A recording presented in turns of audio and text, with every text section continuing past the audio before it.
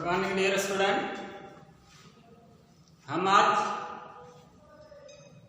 Passive voice of imperative sentences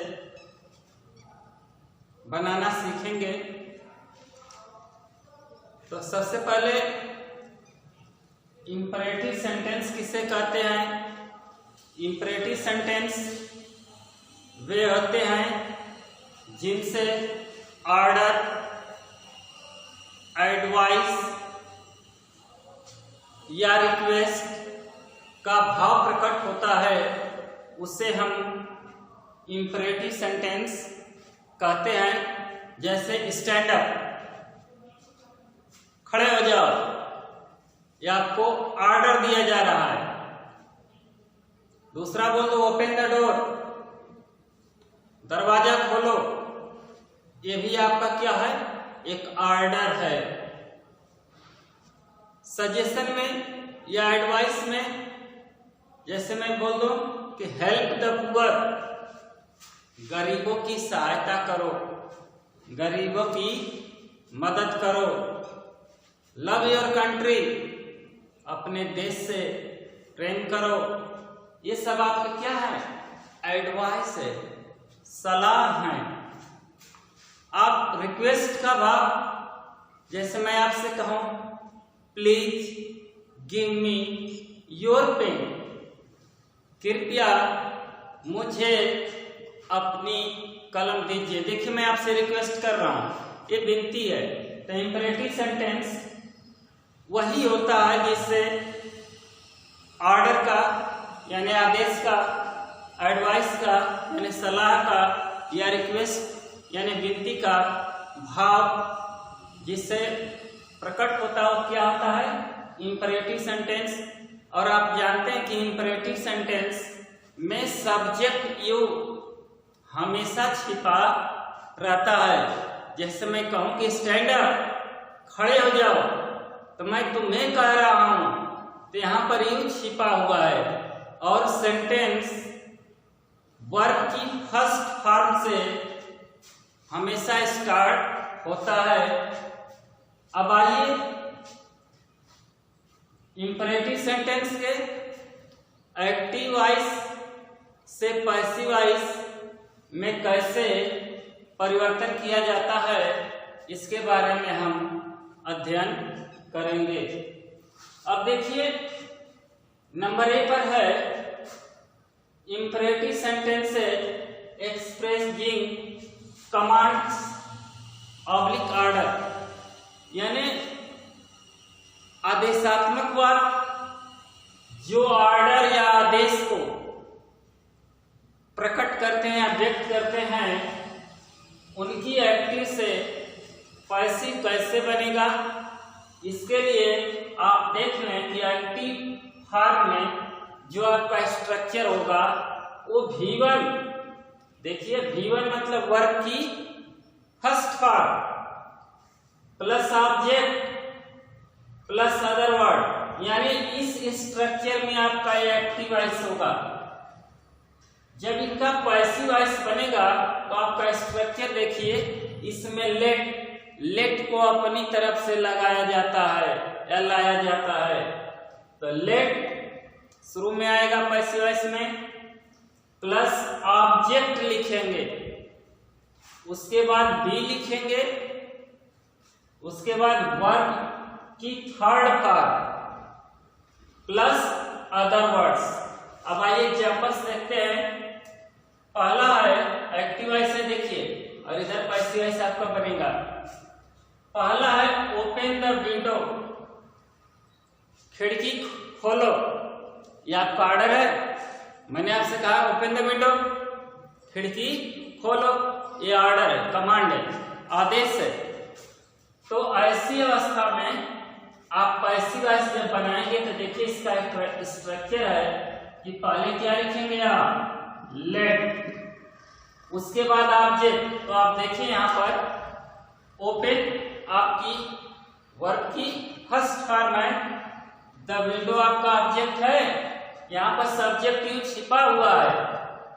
समझ में आ रहा? मैंने बताया था कि इंपरेटिव सेंटेंस में सब्जेक्ट क्या छिपा रहता है, यू छिपा रहता है। तो देखिए ओपन द विंडो, मैं कहा कि खिड़की खोलो, अगर पूरा सेंटेंस बोलता तो यू इसमें लगा देता, लेकिन ऐसा नहीं। इंपरेटिव सेंटेंस में सब्जेक्ट यू हमेशा छिपा रहता है और सेंटेंस वर्ब की फर्स्ट फॉर्म से शुरू होता है। तो अब देखिए जब ओपन द विंडो का आप ऐसे बनाएंगे तो पहले लेट आ गया, उसके बाद देखिए ऑब्जेक्ट, ऑब्जेक्ट क्या है, द विंडो, यहां पर आप द विंडो लिख देंगे, लेट द विंडो। उसके बाद देखें बी, तो आप बी लिखते हैं, लेट द विंडो बी। उसके बाद V3 यानी वर्ब की थर्ड फॉर्म, आपकी वर्ब क्या है, ओपन, तो थर्ड फॉर्म ओपन हो जाएगा, let the window be open, और यहीं पर फुल स्टॉप। आपका ओपन द विंडो का पैसिव वॉइस बन गया, let the window be open. दूसरा है पोस्ट दिस लेटर। अब देखिए पोस्ट मैंने डाल देना, दिस लेटर आपका ऑब्जेक्ट है, लेकिन पैसिव वॉइस जब बनाते हैं तो इसमें लेट अपनी तरफ से शुरुआत में लिखते हैं, जैसा कि स्ट्रक्चर में लिखा हुआ है। तो हो गया आपका लेट। अब देखिए उसके बाद ऑब्जेक्ट, दिस लेटर ऑब्जेक्ट है आपका, तो यहां पर दिस लेटर लिख देंगे, लेट दिस लेटर। उसके बाद देखिए बी, बी, तो यहां पर आप क्या लिखेंगे, बी। उसके बाद V3 यानी पोस्ट, तो पोस्ट का थर्ड फॉर्म होता है पोस्टेड, तो let this letter be posted. Number 3 देखें, bring a glass of water, एक गिलास पानी लाओ, कमांड हुआ। तो इसमें देखिए ब्रिंग आपकी V1 यानी वर्ब की थर्ड फॉर्म है, और अ ग्लास ऑफ वाटर आपका ऑब्जेक्ट है।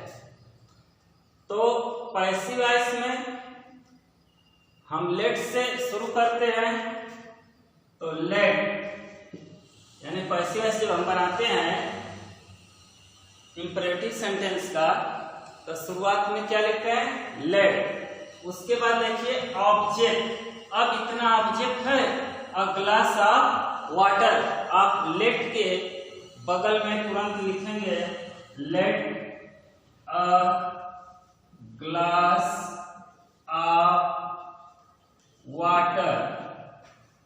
अब देखिए ऑब्जेक्ट के बाद क्या लिखेंगे, बी, तो लिख दें B, let a glass of water be. उसके बाद वर्ब की third form bring, bring means लाना, इसका थर्ड फॉर्म क्या होगा, ब्रॉट होगा, तो let a glass of water be brought. इस तरह से आपका पैसिव वॉइस बन गया, let a glass of water be brought.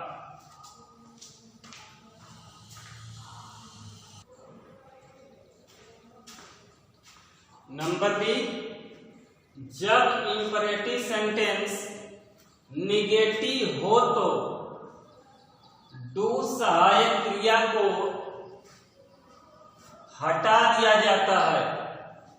यानी कहने का मतलब है जब इंपरेटिव सेंटेंस नकारात्मक हो, अर्थात डोंट या डू नॉट से शुरू हो, तो ऐसी अवस्था में पैसिव वॉइस बनाते समय डू हेल्पिंग वर्ब को क्या किया जाता है, हटा दिया जाता है, और पैसिव वॉइस लेट से शुरू होता है। एग्जाम्पल देखें, do not kill the bird, यानी चिड़िया को जान से मत मारो। ये तो आदेश है लेकिन नेगेटिव है यानी नकारात्मक है।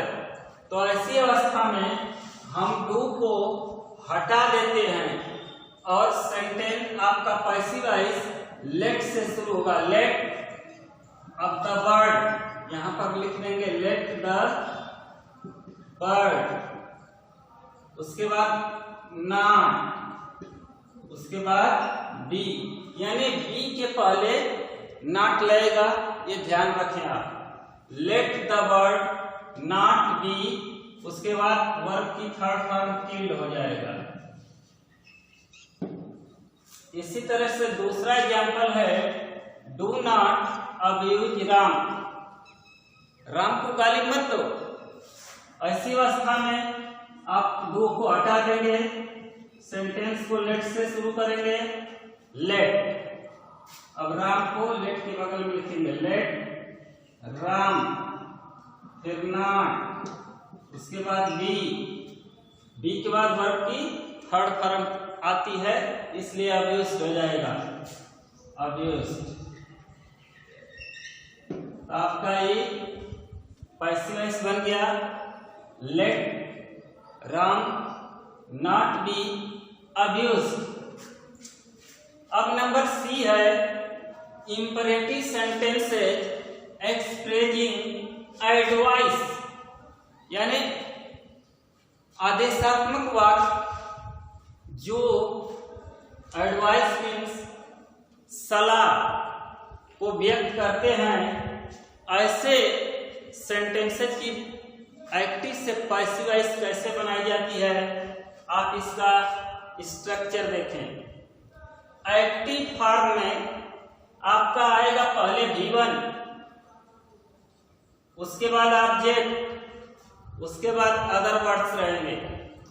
जब पैसिव फॉर्म बनेंगे यानी पैसिव वॉइस जब हम बनाएंगे तो उसमें हम पहले सब्जेक्ट लिखेंगे, उसके बाद शुड और उसके बाद बी, यानी सब्जेक्ट लिखने के बाद शुड बी लिखेंगे, उसके बाद वर्ब की थर्ड फॉर्म और जो बच जाएगा अदर वर्ड्स में लिखा जाता है। जैसे एग्जाम्पल देखिए, ये एक्टिव है, पैसिव यहाँ पर हम अभी बनाना सीखेंगे। देखिए हेल्प द पुअर, गरीबों की सहायता करो।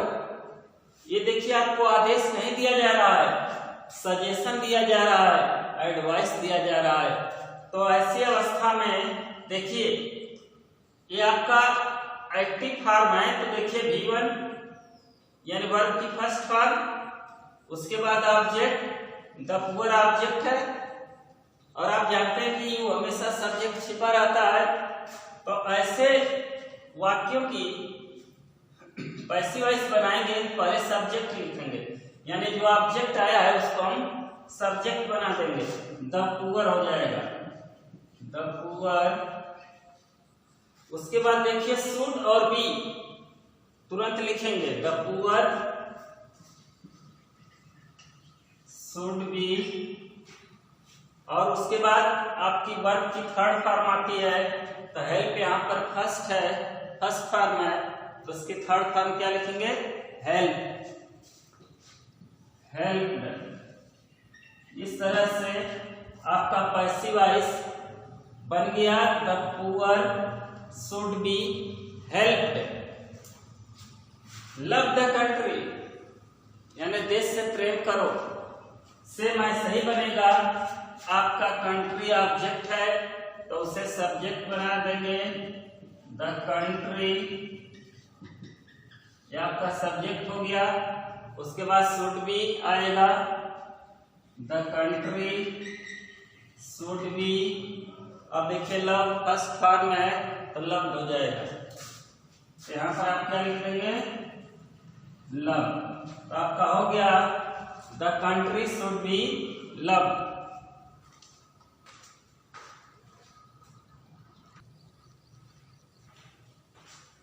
Number D, imperative sentences with please oblique kindly, यानी कुछ ऐसे इंपरेटिव सेंटेंस होते हैं जो प्लीज अथवा काइंडली से शुरू होते हैं।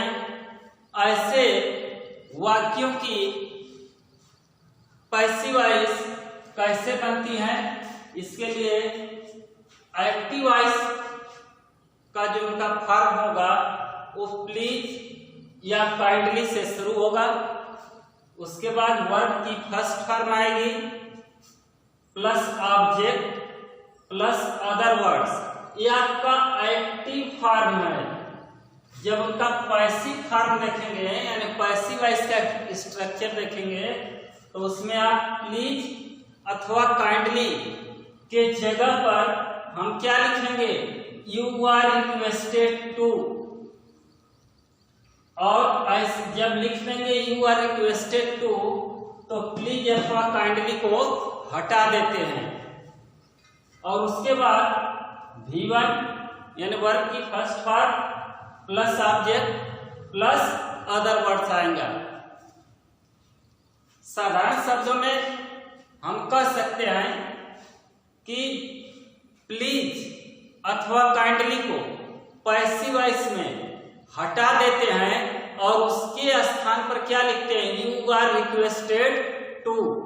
और उसके बाद वर्ब की first form plus object plus other word. देख लें example, please give me a pen. कृपया मुझे एक कलम दीजिए। मैं विनती कर रहा हूं, रिक्वेस्ट कर रहा हूं। अब ऐसी अवस्था में जब पैसिव वॉइस बनाएंगे तो इस प्लीज को हटा देंगे और इसके स्थान पर क्या लिखेंगे, यू आर रिक्वेस्टेड टू। इसको आप लर्न कर लीजिएगा। प्लीज की जगह क्या लिखेंगे, यू आर रिक्वेस्टेड टू। उसके बाद V1 यानी वर्ब की फर्स्ट फॉर्म, यानी देखिए यहां पर एक्टिव वॉइस में गिव मी अ पेन, इसमें कोई चेंजिंग नहीं करेंगे। इसको इसके आगे सेम उसी तरह से उनके स्थान पर लिख देंगे। तो देखिए V1 आपकी गिव हो गई, आपका ऑब्जेक्ट मी है तो मी लिख दिए, अदर वर्ड में पेन। तो आपका पैसिव वॉइस बन गया, you are requested to give me a pen. ये बिल्कुल इजी है। ध्यान देने की बात यह है कि प्लीज और काइंडली को हटा देंगे, उसके स्थान पर यू आर रिक्वेस्टेड टू लिख देंगे। बाकी आगे का सब सेम टू सेम उसी तरह उसके आगे लिख देते हैं। जैसे दूसरा काइंडली हेल्प मी, तो काइंडली के स्थान पर क्या लिखेंगे, यू आर रिक्वेस्टेड टू लिखेंगे, यू आर रिक्वेस्टेड टू। अब देखिए हेल्प में इसके आगे लिख दीजिए, बस क्या करना है, समझ में आया। You are requested to help me. देखें तीसरा है प्लीज गो टू स्कूल, कृपया स्कूल जाओ। अब प्लीज को किस में बदल देंगे, यू आर रिक्वेस्टेड टू हो गया, प्लीज के स्थान पर you are requested to go to school, इसके आगे लिख देंगे तो हो गया you are requested to go to school, go to school. इस तरह से आपका इंपरेटिव सेंटेंसेज का पैसिव वॉइस यहीं पर समाप्त होता है। मैं आशा नहीं बल्कि पूर्ण विश्वास करता हूं कि यह आपको भली बात समझ में आया होगा। आज के वीडियो में बस इतना ही। Thank you very much.